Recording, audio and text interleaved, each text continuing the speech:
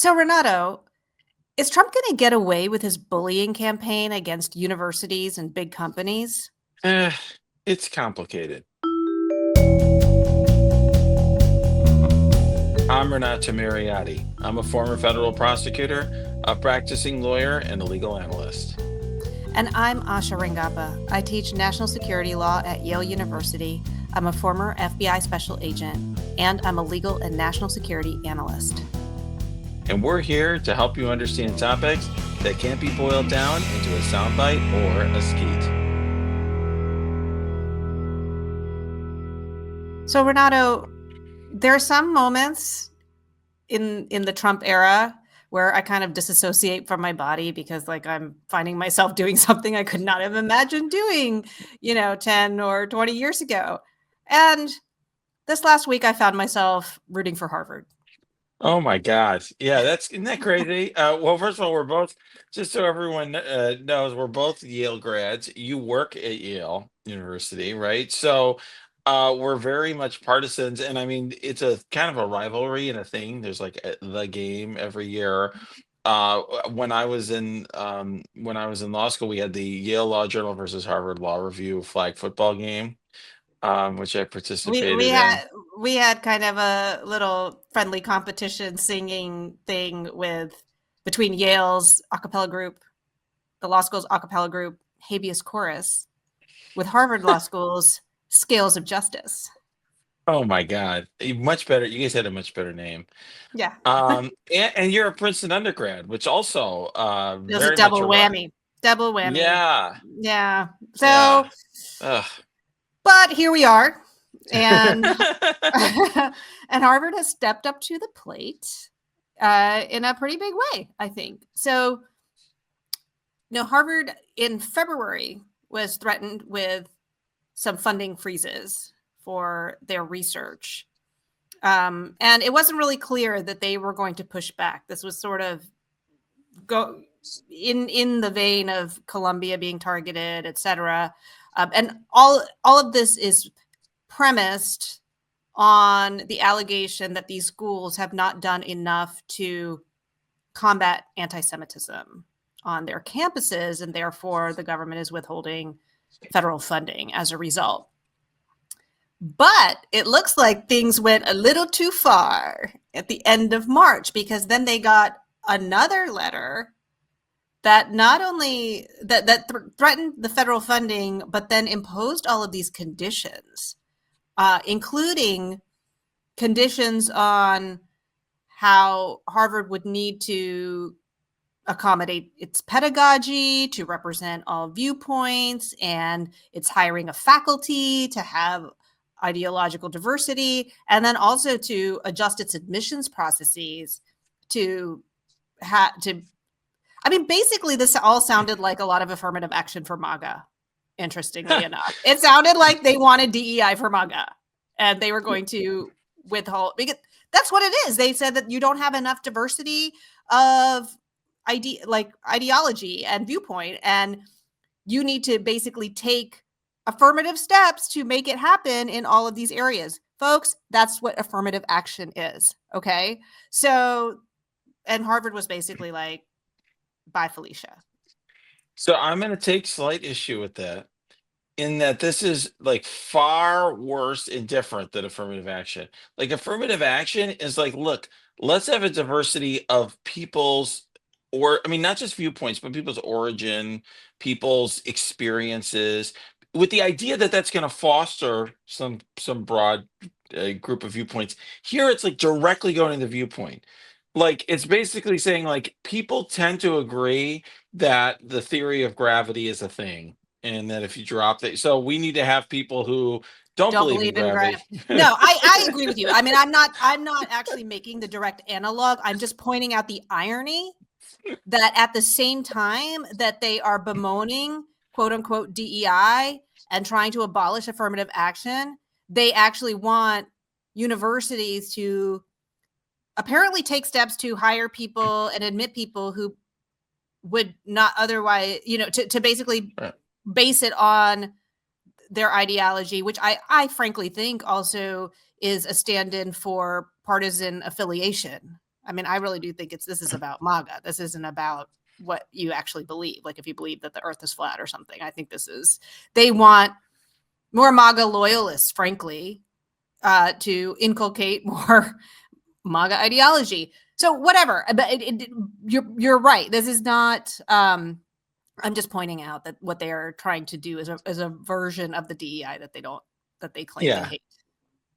I understood you were trying to do. I just felt like for the audience, I wanted to make sure that everyone understood. This is so pernicious and it's so different than anything that has been permitted in this country. And it's important to note that there have been times in our nation's history where there's been a discussion of should we try to have government foster a diversity of viewpoints. There one popular talking point, Asha, that folks on the left talk about is the fairness doctrine. I'm sure you've seen people discussing that, which was a doctrine that the FCC had for the public airways, and the idea being that, like, look, if we're letting you have the public airways, we need to make sure it's a limited resource at that time. Let's make sure that you have both sides on your program, essentially. But realistically, what we've seen over time is that the Supreme Court has actually been very hostile, and this is really becoming from the right in terms of legal thought. The conservatives, the Federalist Society, in particular, have been like government should not be involved in picking viewpoints one way or the other. They should not be policing. They should not be making sure that they're pushing to make sure that every viewpoint is heard. Well, And not only here, should they not be doing it, that's a part of our First Amendment jurisprudence is that correct. That's what I mean. Yeah. the government cannot actually, as a matter of constitutional law, engage in viewpoint discrimination, Right. or command someone to do so, basically, on its behalf. And Correct. I mean, I do think that what the point of the original affirmative action is, which is I think where you were going, is to bring in diverse experiences and perspectives and viewpoints in order to foster robust discussion and exchange of ideas. But that doesn't mean that you necessarily are obligated to somehow represent in proportional terms in any given aspect of the university what actually exists in society. Like, Harvard isn't under any obligation to make sure that like 3% of its admitted students are white supremacists or whatever the fraction is. Do you Mhm. know what I'm saying? Like, Yeah. the point is to have a robust exchange of ideas that are actually going to move discussion forward and allow people to kind of come to a greater understanding of the truth, capital T. I do think like in some ways people's perspectives are taken into account in that kind of consideration, whether it's for teaching or admissions or whatever. But that was the big problem that Harvard had, was the explicit requirement that there be particular, hiring decisions, admissions decisions, and that somehow it be, quota or proportional based. Also, I just want to point out the kind of funding that it was being withheld, because I think there's a real disconnect between the rationale that they were withholding the funding, the kind of funding that they are withholding, and these conditions that they're putting on. Mhm. So the funding is for mainly medical, engineering, scientific research. So in Harvard's lawsuit, spoiler alert, it mentions cancer research, infectious disease research, microbiome research, toxin reduction research, neurological research, which includes research on things like Parkinson's disease, biotechnology, technological innovation, and other military advancements and national security. And I just think it's important to emphasize that when people think of federal funding for especially these big universities, they think that it's just the government just handing over all this money. And I don't know what they think. These universities are just like, lounging around eating grapes. I mean, these universities are doing research that benefits hospitals, that benefits the government by creating new ideas that then the government itself incorporates, or that the government can use for uh, responding to things like COVID or whatever. Mhm. In other words, there is the idea of this federally funded research is that universities have a comparative advantage to the government to do this kind of thing because they attract the best talent, and that what it produces ultimately is a public benefit. In other words, there's a net gain for everyone when Harvard's doctors and scientists can do cancer research or engineering research on new national defense technology or whatever. Yeah, I mean, in fact, the internet was created by a group of group of universities who are working together using public funds. So there is a massive amount of public benefit that comes from funding, and really, there's a partnership in a way between the government and these private universities.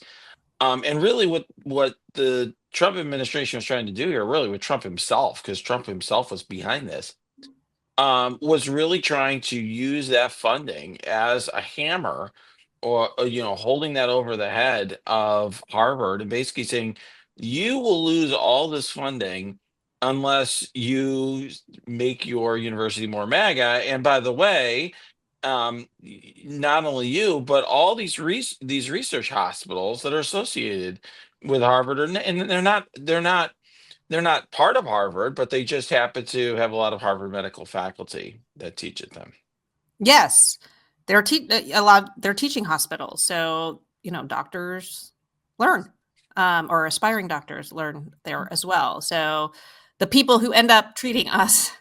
later in our, when we get sick or have to have procedures done, are being taught at some of these huge research and teaching hospitals. So basically, after this second letter came out, Harvard pushed back and basically was like, yeah, we're not playing. And can we just do a little side, you know, segue here? That then there was this whole weird thing where I guess the White House called Harvard and was like, "Oh yeah, that was a mistake. We weren't supposed to send you that letter." Did you read about this? Yeah, that's very weird. Yes, it was not just it went public. So I mean, I don't know if Harvard leaked it or what, but it went public.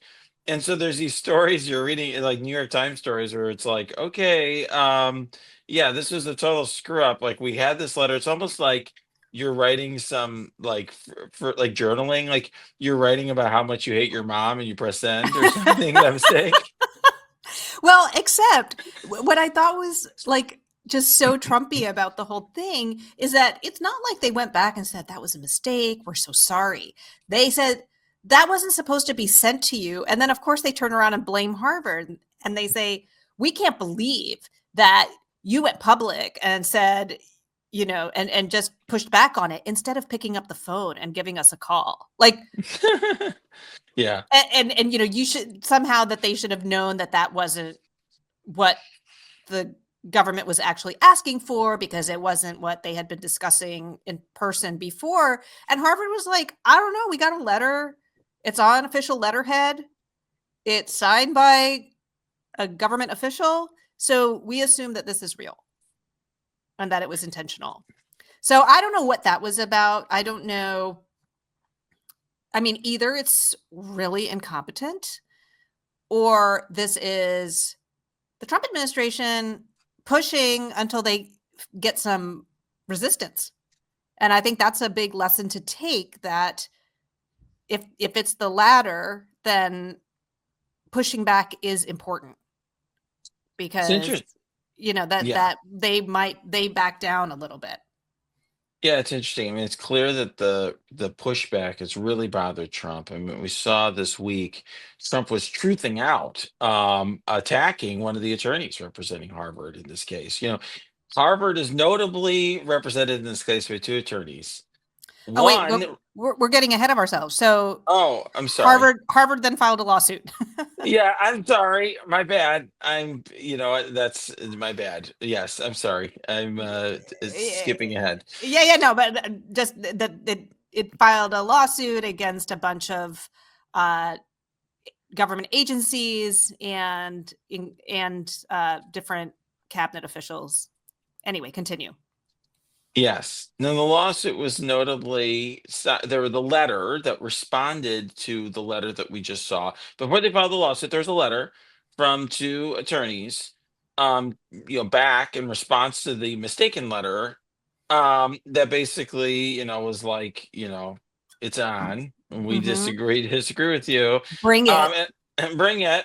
Notably signed by two attorneys. One, Robert Herr, I remember him from like two episodes, 2 seasons ago or whatever. It's Right. like your returning role from season 4 or whatever. Special guest.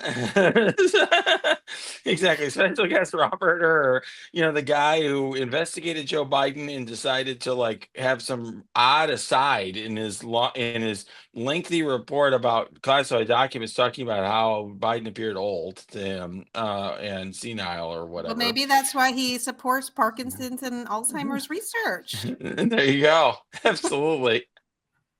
And then another guy, Bill Burke, well known, one of the leaders of Quinn Emanuel, the kind of all litigation firm that has notably represented Elon Musk. In fact, in a lot of high profile litigation, has represented Elon Musk, and also has represented the Trump organization. And Trump has been so upset about the letter and the subsequent lawsuit that he wrote a truth or falsehood or whatever, truthy truth, attacking Bill Burke and basically saying that his big and beautiful company, which is run by his sons, not by him, should not be using Bill Burke anymore as their lawyer, which I thought was really something. Yeah. And you and I talked before that there is no conflict here because him representing the Trump organization is distinct from the Trump organization is not the. I mean, I guess, frankly, let's be real here. They're kind of the same thing, but as a legal matter, the Trump organization and the U.S. government are two separate entities. Well, that's right. And I mean, they are just like Harvard and Mass General are two separate organizations, right? We'll learn from talking a little bit about the lawsuit. But yeah, I mean, look, Trump tries to treat the Trump organization like it's an arm of himself, and he obviously treats the government, United States government, and every agency thereof as an arm of himself. That's not exactly the case. Certainly in the case of the government, it's not. But it's interesting because there's this faux distinction that, oh, well, his sons are running. That's what he says. And the truth, his sons are running the organization. But there may be consequences. But I think the point being is that having lawyers stand up, even before the lawsuit is filed, does have an impact on him. And he's noticing that personally. He's upset about it. Yeah. So one of the things that struck me here, just as sort of a motif, if you will, in Trump's administration, in the Trump administration's activities, is that the lawsuit spends a lot of time basically just talking about how they didn't observe, even to withhold the funding, there's all of these statutory procedural requirements that it must follow before the federal government can actually withhold the funds, which basically amounts to due process, right? The government has to provide notice. They have to provide particular reasons. They have to create additional conditions that allow the recipient to meet it. They can't actually withhold the funding while all this is going on, by the way. So it just kind of gets to, I think, the contempt for due process of any kind, of observing the normal rules that even if you have the authority to do what you want to do, and there is a way to do it, that is not being done. And we're seeing this across all of the different activities, whether it's the withholding of the funding, the dismantling of the agencies, the removal of immigrants. And so I just want listeners to kind of take that as a big takeaway on how to understand a lot of what's going on.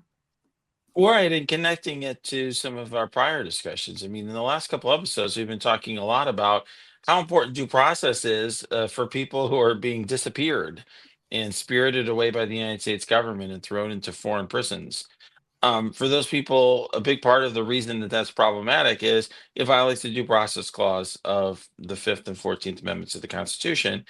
And this is exactly the same part of the Constitution. And the point being is that the government is going to deprive you of something, whether it's your liberty or your property interest. They're supposed to have procedures that they go through to ensure that it's being done in a way that isn't arbitrary and that is fair and gives you an opportunity to be heard. And that didn't happen here either. And so it's sort of a thread that's running through all this. It just shows how important that constitutional protection is. Yeah. So they don't follow this order. Harvard goes through all of the consequences of this. So, in terms of the second order effects, Harvard notes that it's one of Massachusetts' largest employers.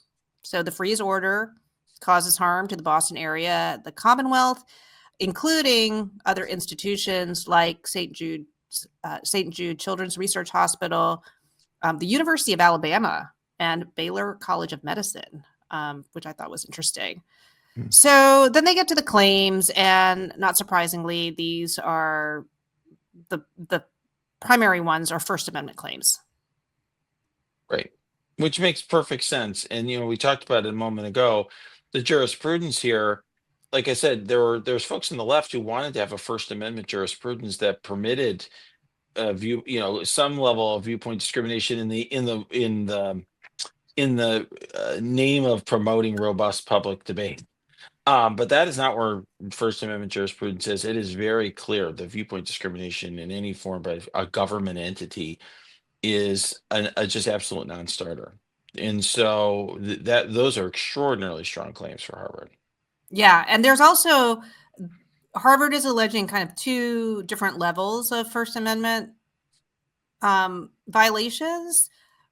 One is what we were talking about earlier. It's the intrusion onto its academic freedom, but it's also alleging that the second attempt to freeze even more funding, the 2.2 billion that the government said it was going to withhold, was a retaliatory move because Harvard wasn't, I guess, bending the knee enough from the first threat, which kind of just gets to how much the Trump administration is really using these levers as, just as a way to shake down these different institutions that we're seeing. Again, another big takeaway point in how this is happening in all these different contexts.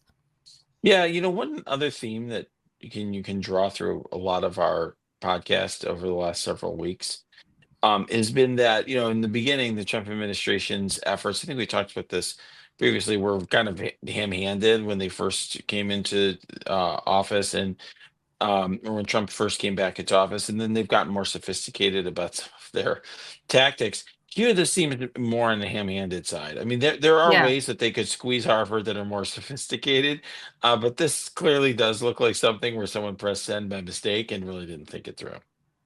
Yeah, they're so intent on the spectacle part of this, I think. I think this is where Trump gets in his own way, thankfully, which is he is very impatient and he wants to truth all this stuff out because he wants the performance aspect of this, right? Like he wants to show that he has the strength. And so to actually follow the procedures here, the regulatory procedures to do this would be probably relatively slow, kind of cumbersome, not very, I mean, it would be newsworthy, but it wouldn't be, like sexy and dramatic or reality show like. And Yeah. I think that because he doesn't have anyone pushing back on him now, they just execute on what he says. So they send these dumb letters, or they just decide to withhold it. And it ultimately ends up undermining his legal case, which, arguably may not be that strong to begin with, but it weakens it even further. And we see this in the deportations piece too, right? Like, he wants the spectacle of this. He wants to show, he thinks he's showing his strength by sending people, and, that they have, they can't, he's not going to bring them back or whatever. But he's kind of just shooting himself in the foot, because the courts aren't going to like this at all. Correct. And one thing it's also notable though, Asha, is that Harvard for a period of time was considering complying. And it Yes. really is when Trump's team went berserko, and went, went from, 4 to 11 on the scale or whatever, that Trump's like, or that Harvard's like, forget it. This isn't worth it. We're going to just fight this and spend a fortune on lawyers and go all out against the government, which is something private universities generally don't, or any university doesn't want to do. It gets a lot of government funding. And really, Trump could have put all sorts of soft pressure on Harvard and achieved a lot without taking this sort of bold stance that generated a fight. And his desire, as you suggested, for a fight is really what's creating the problem for him here. Right. And to make that core demand, or to make the demand the core function of a university, that in some ways leaves Harvard. I mean, academic freedom is really the entire point of an American university. Yeah. So once you go after that, I mean, I don't know that Harvard really had any choice but to fight back. I mean, they're not going to comply with that, right? And, where they might have complied with taking additional measures to show that they're combating anti-Semitism, and their complaint says that they were already taking different steps, but they might have done more, to be in compliance. But to basically take away their academic freedom, I think gets to the heart of its role as an institution in a democratic society. And Harvard pushing back, I think, was really important in a larger sense, because I think courage is contagious, and you need the people, you need the institutions at the top to kind of lead the way, because this was followed by a letter that was signed on by something like 140 university presidents, basically saying this is unacceptable. Signed by all the Ivies, by the way, except for Dartmouth. Yeah, they've always been the most conservative of the Ivies. But it's notable. I think you're seeing, one other thing, just to tie it back to something else that we've discussed, because I kind of like having these threads that go through Yeah. our discussion. I talked several episodes ago about how big law firms are really very easy prey for Trump because of the way they're structured with partnerships and clients and so on and so forth. Universities are not easy targets. Like, as you said, their core value is academic freedom. They're actually professors who have basically an practically unlimited right to free speech, are very important actors at universities. So they really have, in many ways, an incentive to stand their ground on something like this. Yeah. And I would push back on the idea that law firms are easy prey. Like, you're right. We talked about this. They're vulnerable, but the firms are vulnerable because they're greedy. Right? Well, It's they're not, profit or making but organizations, but yes, yeah, but the yes. legal profession, I would argue, also has a very core interest. Not just including a First Amendment interest to represent whoever they want, but all of these other larger constitutional interests to vindicate people's rights under the Constitution. I mean, they are the bulwark for, to push back against tyranny, basically. So, I think the countervailing impulse is to protect their wallets in case of the larger firms. So they're vulnerable, but not because they don't have a means to fight back. It's just that they don't want to lose their business. When I say vulnerable, I'm talking about like, sort of almost like the organizational structure. And well, here's what I mean. If you have let's say somebody who runs a lab at Harvard and is like researching molecular something or another and gets a lot of funding from the federal government, it may be that that professor who's doing some sort of scientific research really doesn't care about this fight with the government and wants to just keep doing his research. But it's impossible for him to just press a button and move his lab to MIT or to, whatever, University of Texas. But the problem with the partnership structure that law firms have and the ease of moving and ethical rules that mean the clients can choose wherever they want to go and they have an absolute right to do so means that if firm X takes some stand, then 20% of the partners that disagree can immediately go across the street to another firm, setting Because up they're a cascade. greedy. Because Yes, they're I understand greedy. that. I No, but understand that, but I you understand the point I'm making though too. I There's do probably as greedy professors at Harvard as well, but the bottom line, it's not a profit-making organization in the same way. But yes, there everyone is even there at dissent, it's harder to exit, is my point. yeah, I understand the point you're making, but the flip side is that this still does impose a cost on the universities. And there was a great podcast that included my undergraduate college president, President Christopher Eisgruber, who he was on the Daily, and the interviewer was asking him, how long could you go without federal funding? Now, admittedly, Princeton doesn't, it doesn't have a medical school, so it doesn't probably get as much research grants as some of these other larger institutions. But he was pretty blunt where he said, I mean, yes, we have big endowments and we might be able to go for a few years, but it's not sustainable indefinitely. So there is a cost, and I think the same could be true. So in other words, they're willing to make that sacrifice to stand up for the Mhm. principle. And so I think that the law firms, again, if they were willing to take even just a little bit of a hit, maybe, and maybe they would, there would be some, but I think there would be many people who stayed, and there might be other lawyers who come to them because they're fighting back. And I mean, I'm sorry, these partners are making millions of dollars a year. I hear you. I don't really feel sorry for them if maybe their business goes down for a couple of years because they'll be fine. No, I understand. My point is just that from just purely economic perspective, the or business structure is such that uh, The people leave and incentives are not aligned, aligned well. not aligned well. They're And not. they're I aligned agree. very well in the university context. That's the point that I'm making. Okay, Like if maybe you look at it. alignment is better than vulnerable. I don't want to. Okay. I don't want to feel sorry for these firms that have been doing this. No, that's fair. That's fair. But in any event, the point being is that universities are fighting back. Harvard has really been a leader in that. To our chagrin, it's not, Yale or Princeton. Wait, it was But Princeton first, just so you know. uh, okay, got it. It's just like a Princeton Iceberg truther. has been We have a Princeton out there since truther. February. We have a Princeton truther on this podcast. I am. No, but no, it's definitely exciting to see some fight. Yeah, and I think it's just the bigger thing. Another big theme that people should just be thinking about is to think about all of these.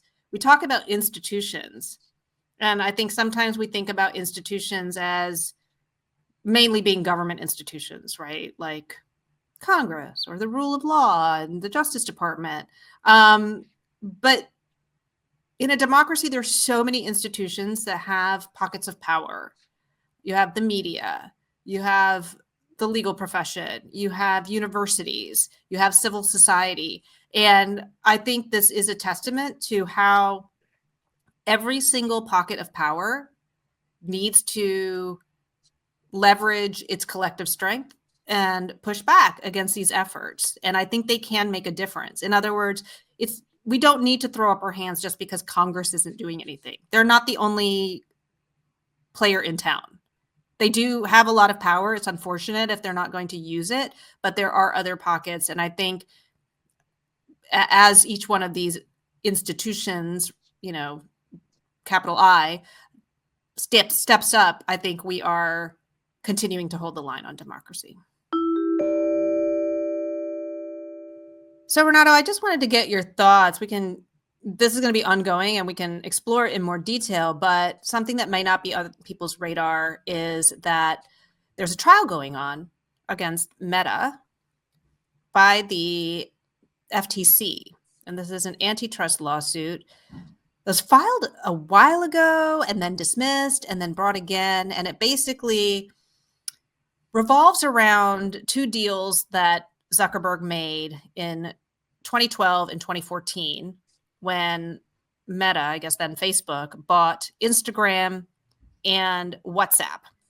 And the argument is that Facebook basically, that was like anti-competitive because by buying them, they stymied the ability to, create a competitive landscape in the world of social media. Yeah, absolutely fascinating. And it's fascinating in a number of levels, Asha. One level that I think people may not be thinking about is that if you look at like kind of a global level or high level, at the Trump administration, there's been a massive rollback in enforcement on a whole variety of fronts. The SEC is dismissing lawsuits left and right. The CFTC, you've got, for example, um, got thousands of government lawyers who've been leaving the government. The DOJ has decided, the Civil Rights Division is no longer really dismissing all sorts of lawsuits, right? All sorts of indictments are no longer a priority. The FCPA, Foreign Corrupt Practices Act, not being enforced, but yet, aggressive enforcement that a lot of people thought was a high point in antitrust enforcement, a point where it was a lot of people even on the left were questioning the level of antitrust enforcement in the Biden administration. Is that's all going full steam ahead against big tech, in this case, by the Trump administration. So it's an interesting choice because this is something, if we recall at the inauguration, Zuckerberg was sitting right near Trump and his family. And there's billions of reasons why. But what I think is interesting about it, Asha, is that we I think have all, and you and I personally experienced how much Elon Musk buying Twitter had an impact on our ability to get our message out and on the public debate was on Twitter. I think that Trump is particularly interested in going after big tech because he wants to gain control over people's ability to communicate. I think that is 100% correct. And we have seen Zuckerberg trying to placate not only by going to the inauguration, I think he also donated money to the inaugural fund. They also moved their company to Texas. They eliminated DEI. They eliminated fact checking. I mean, he's trying to do these things that, again, to placate Trump, I think. But yeah, I think that what Trump wants, Trump, one thing he understands is the communication and information ecosystem.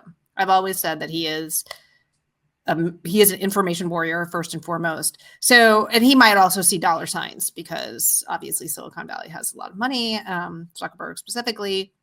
So, he's been shaking down a lot of other folks too. So it's interesting that this could be used as leverage.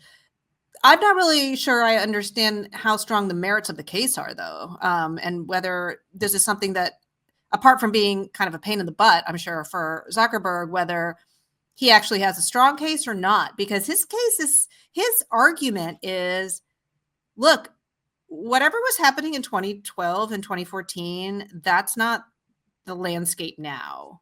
In other words, we're not anti-competitive because we're not, like, look at TikTok. Like there's all these other social media apps that do very different things and obviously are in competition with us. And I think in some ways that's a compelling argument. Of course, the counter argument is, I guess we don't know where that landscape would be had Facebook not bought WhatsApp or Instagram, because according to some testimony, Facebook kind of throttled some of the features of these apps after buying them to basically not make them as robust as they could be, and perhaps could have been on their own. Yeah, I mean, antitrust usually does not micromanage how companies create apps and the features that they have in them. And really, the point of antitrust law is to ensure that a company doesn't create such a position in a particular market that they essentially create a barrier to entry into that market, make it so the new entrants can't come in. And really, this comes down to how you define the market. And this is that's sort of what I think is a real punchline here from an antitrust perspective, which is, if you define it more broadly as like social media, I mean, there are tons of social media companies all over the place that are growing and coming in. I mean, Facebook's super not cool anymore. I mean, Facebook was the supposed acquiring entity here. I mean, all the youngsters are using other apps, right? And even Instagram, yes, it's very popular, but let's face it, TikTok and others are have been able to enter without a problem. And so I think Facebook has a really strong case here. This is a rare circumstance in which Trump's ideology and I would say, the antitrust views of the Biden administration were actually on the same page. I mean, the Biden administration believed in robust antitrust enforcement. They actually believed that size in and of itself was a problem in the tech space, for very different reasons. And I think for Trump, conservative antitrust scholars and really the mainstream of antitrust jurisprudence has been more in Meta's favor here.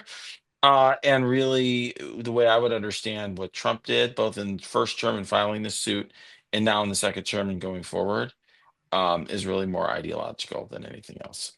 Yeah, and I think the ideology has changed. If you'll remember, in Trump 1, they were anti-big tech, and, Josh Hawley was talking about breaking them up because they saw the fact-checking piece as a threat, and I think now they understand that they can actually bully these larger platforms like Meta into abandoning those, in which case they become actually useful to them, as platforms for their own messaging, right?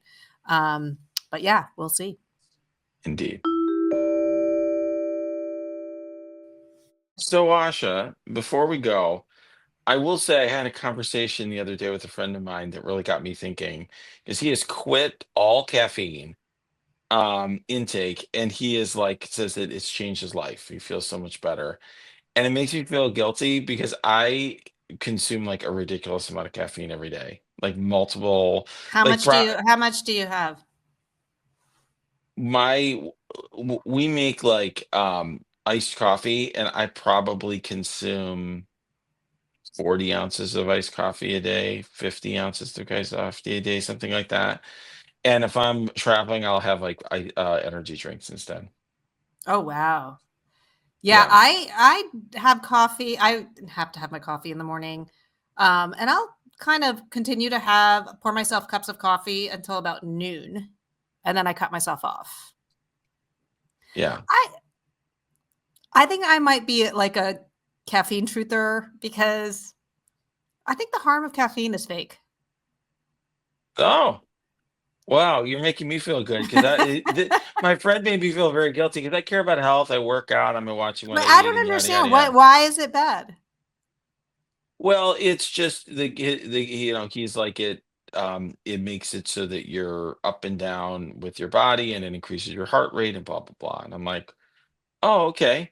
I Well, I just mean, had a I physical and consume everything is fine. okay.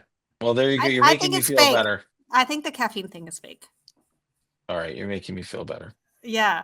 Well, and on the other hand, I have not had anything to drink for like a week. Wow. And For you, that's yeah, like big. that is big. It's really big. Because I'm having a medical procedure done next week, and I guess my doctor, I looked this up, and I think it was supposed, like, the standard is like 48 hours. Yeah, I'm at a conference, and it's so lame because I'm like, there's all these receptions and happy hours, and I'm just drinking water. I don't feel great. People Wow. are always like, I feel so great when I stop drinking. I'm like, no, I feel FOMO. Ugh. Well, I don't feel bad for you. You're having fun in the UK, so I am. enjoy your trip. I'll see you Okay. next on the way back. All right. Don't cut out the caffeine. Understood. Deal.